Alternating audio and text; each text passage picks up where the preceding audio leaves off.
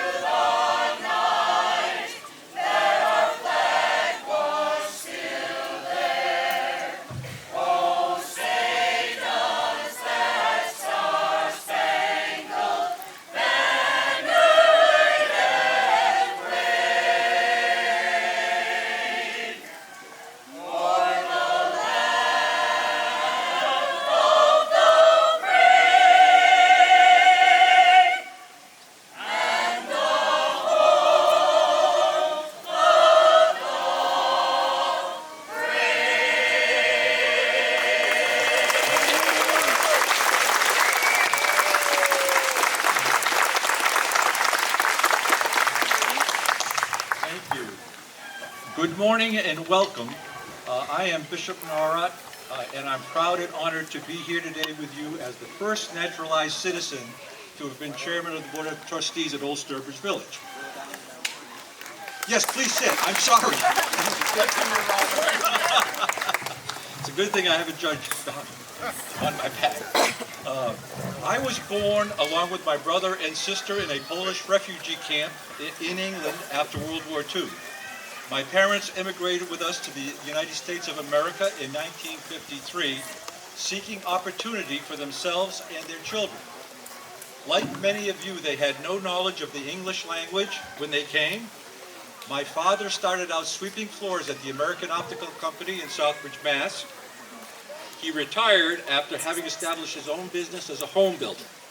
Only in America would they have had this kind of an opportunity. I attended elementary school in Southbridge. I graduated from Southbridge High School, then went on to college and graduate school, along the way developing a passion for history. I came to understand that we are all immigrants or the children of immigrants. I wanted to become a citizen of the United States and did so in 1972. I wanted to participate in democracy. as I hope that you all do. I encourage you all to take advantage of the opportunities that you have with your new citizenship. Work hard, be the very best that you can be, learn the history of your new country, come to this museum and others like it, see how our country grew and evolved through the many years, learn how people like you, me, and those all that came before us played an important part in the growth of this country. I am forever grateful to my parents for coming to the United States of America. You can be and do what you want. Make your dreams come true. Work hard. One day, I hope one of you will be standing here, like me, welcoming new citizens again. Welcome, fellow citizens. Thank you.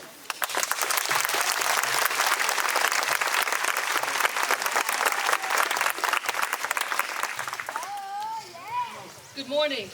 My name is Lee Mapplebeck-Darren, and I am pleased to represent the Department of Homeland Security, United States Citizenship and Immigration Services at these proceedings today. Your Honor, there are 55 applicants for naturalization present today who wish to change their names as part of the naturalization process. The government has investigated the reasons for these changes and interposes no objections. I respectfully move that 55 name changes be allowed. That motion is granted. Your Honor, there are 154 applicants for naturalization present today. Each applicant has been duly examined under the provisions of the Immigration and Nationality Act of 1952 as amended. Each has been found well qualified for United States citizenship. At this time, Your Honor, I respectfully move that the oath of allegiance be administered to all 154 applicants, thus bestowing on them one of our nation's highest honors, United States citizenship. That motion is also granted. I'll ask the clerk to administer the oath. Thank you, Your Honor. Applicants, if you could please rise. If you could raise your right hand.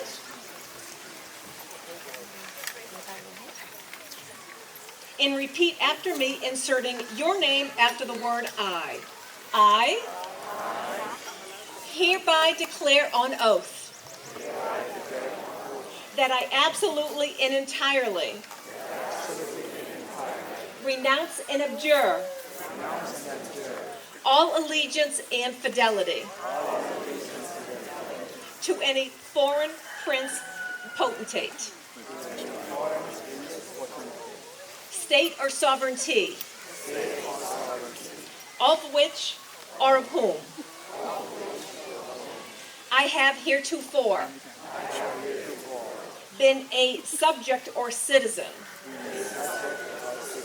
that I will support and defend the Constitution and laws of the United States of America against all enemies, foreign and domestic, that I will bear true faith and allegiance to the same, that I will bear arms on behalf of the United States when required by the law, that I will perform non-combatant service in the armed forces of the United States when required by the law, that I will perform work of national importance under civilian direction when required by the law, that I take this obligation freely without any mental reservation or purpose of evasion. So help me God. You may be seated.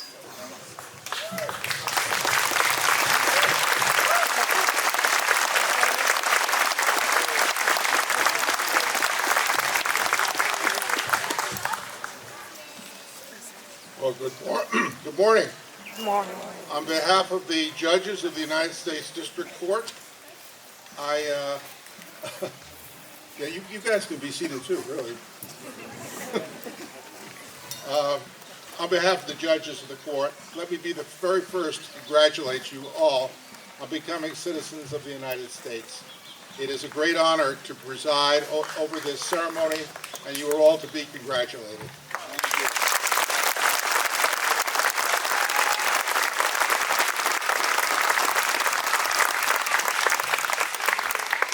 You are part of a long tradition in this country of admitting new citizens to our nation.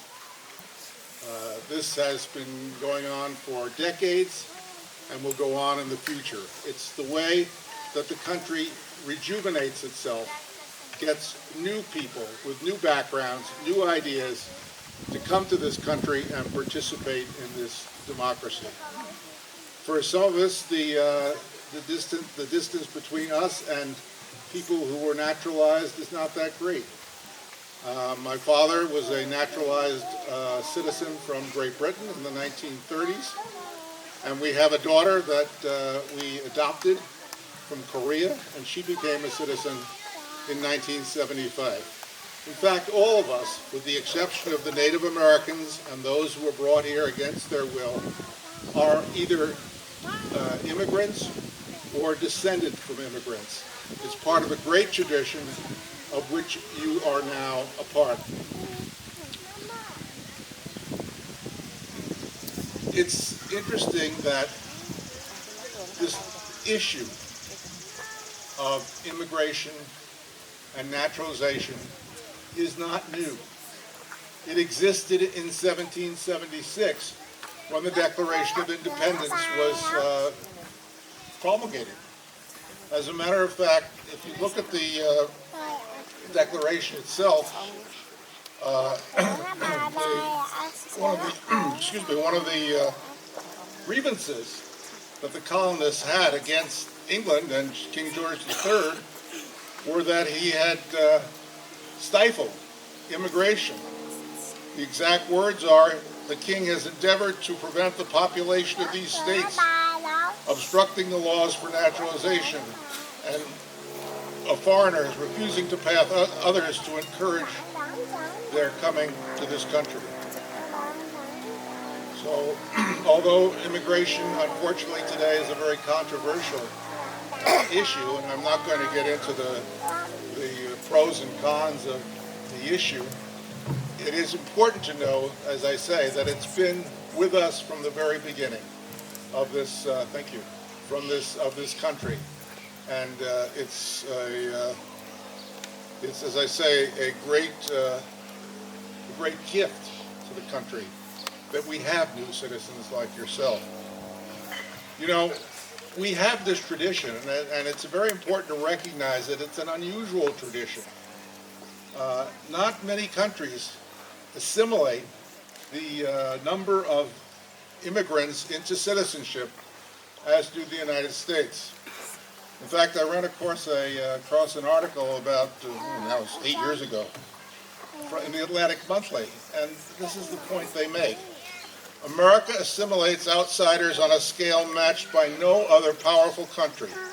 Immigrants inhabit every rung of society and work in every sector. Immigration, perhaps more than any other single factor, sustains America's prosperity. And immigration will spare the United States the fate now threatening to engulf some of its competitors, where the birth rate in the country has declined, and they just don't have the population to support an economic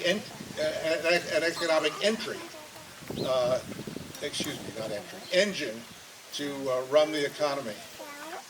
So it is in fact fair to say and truth to say that you are the future of this country. New citizens who come in and are naturalized and participate in our democracy.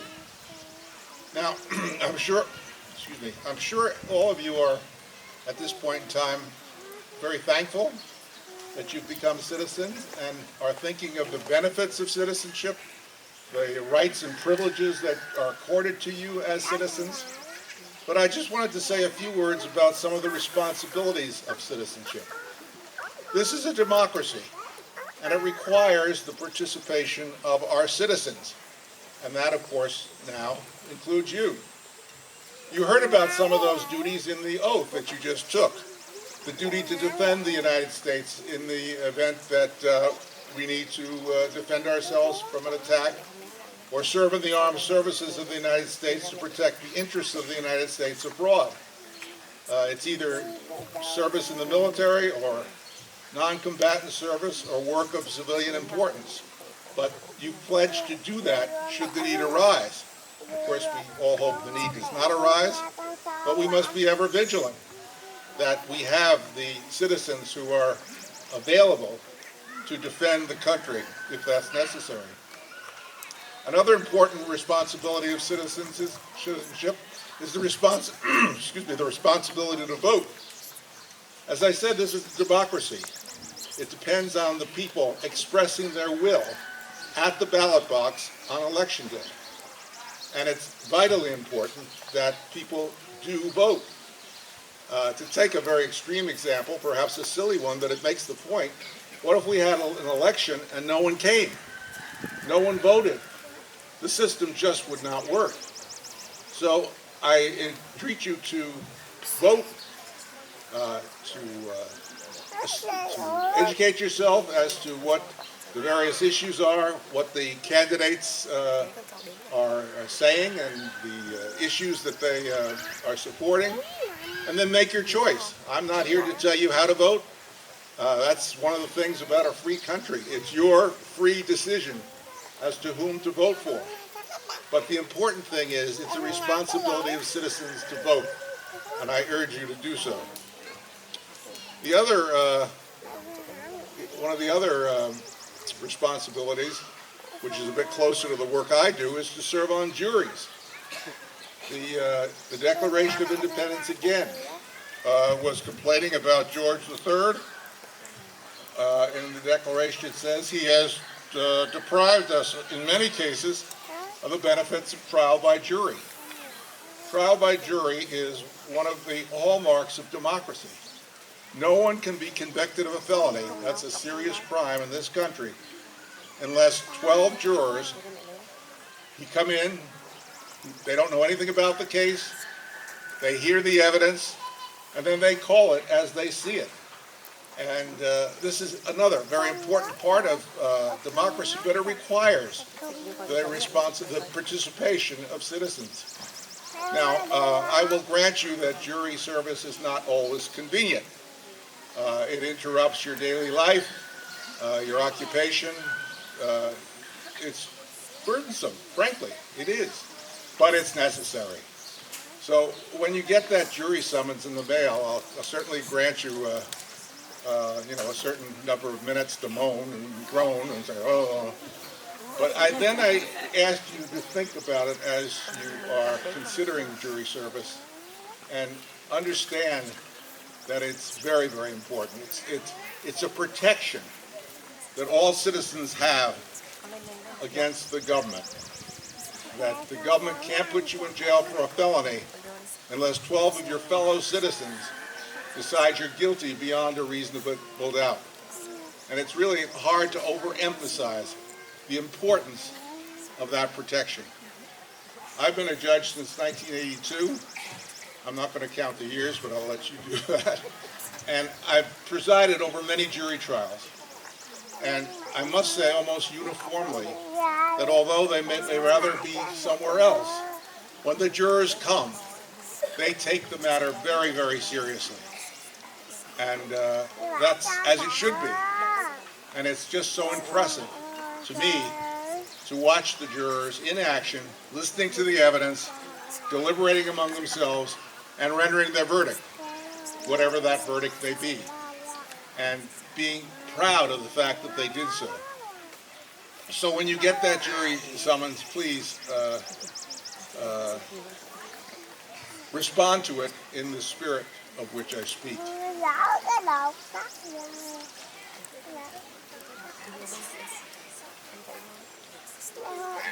You know, democracy is not that most stable form of government. It's not the most efficient form of government. but it is the best form of government. And as I say, it requires your participation. Democracy is also fragile. Now that might be counterintuitive to say that here we have, one of the most, or the most, the strongest country on earth, and how can you stand there and say that our democracy is fragile? But it is. It depends upon the support of the people. There are many democracies that have faded, despite the fact that they had democratic constitutions and a democratic government. I don't know if he's trying to tell me to stop or what. But as an example, the Constitution of Germany prior to Hitler's rise to power was very democratic. The same is true of the Cuban Constitution of 1940.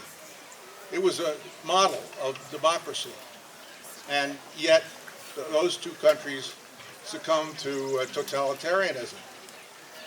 So it's, as one, I hope he's not offended. The point is that, as a judge in New York said years ago, the spirit of liberty lives in the hearts of men and women. And, my goodness, in the hearts of men and women. And when it dies there, no constitution, no matter how liberal and no matter what it says, can save it. The point was made by Benjamin Franklin at the conclusion of the Constitutional Convention in 1787. The story goes that at the end of the deliberations, as the delegates were coming out of Constitution Hall in Philadelphia, a woman came up to Benjamin Franklin and said, "Well, Professor, what do we have? A monarchy or a republic?" And Benjamin Franklin is reported to have said, "A republic, if you can keep it." And his words, "if you can keep it," capsulize what I'm saying. It's your responsibility to help keep this republic by participating, either defending the country, if need be, voting in elections, serving on juries, and living up to your civic responsibilities. And with that, I'm going to close, or else the rooster's going to get more upset than he already is. So congratulations. Thank you very much. Enjoy the day.